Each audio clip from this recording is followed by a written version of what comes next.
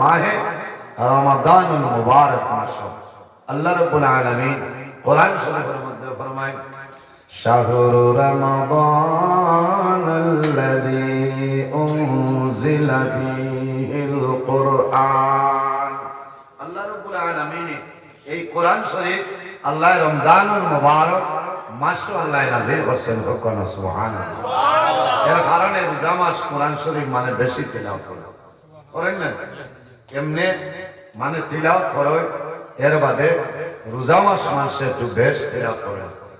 কারণ কি?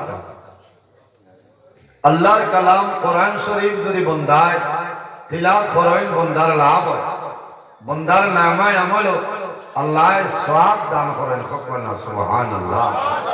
এই কোরআন শরীফের এত ফজিলত, এত বরকত, আমি যদি হইয়া যাই সারা রাত হইলেও আল্লাহর কালাম কোরআন শরীফের ফজিলত আর বরকত হইয়া শেষ করা সম্ভব নয়। সুবহানাল্লাহ।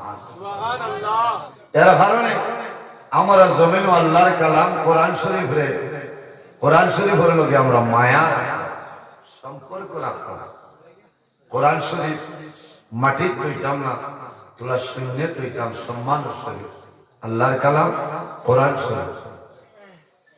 এই দুনিয়ার জমিনও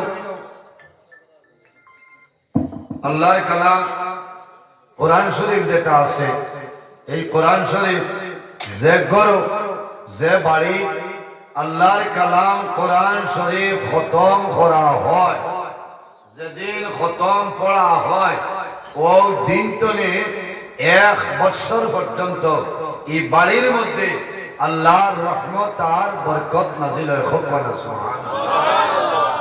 আপনারা খতম পড়াই মাত্রই না পড়াই, কারণ দুনিয়ার জমিনে যত সমস্যা আছে সারা সমস্যার সমাধান আল্লাহ কোরআন শরীফ দিয়া দিয়েছেন। সুবহানাল্লাহ।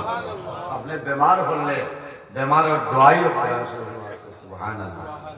হইবা আপনি তো কিতা করেন, আমরা তো ডাক্তারের দ্বারা যাওয়া লাগে, কিও ডাক্তার আপনি একই বিশ্বাস করিয়া কোরআন শরীফের দ্বার লো, কোরআন শরীফের দ্বার লো। আর কোরআন শরীফ তো যদি হাফিজ সাহেব হলে আপনারে কোনটা লেখিয়া দিলেন, তাবিজ বানাইয়া দিলেন, আল্লাহর হুকুমে আল্লাহ আপনার বেমার নিয়ামত রে আল্লাহ শিফা নিয়ামত দি বদলে দিলে। সুবহানাল্লাহ।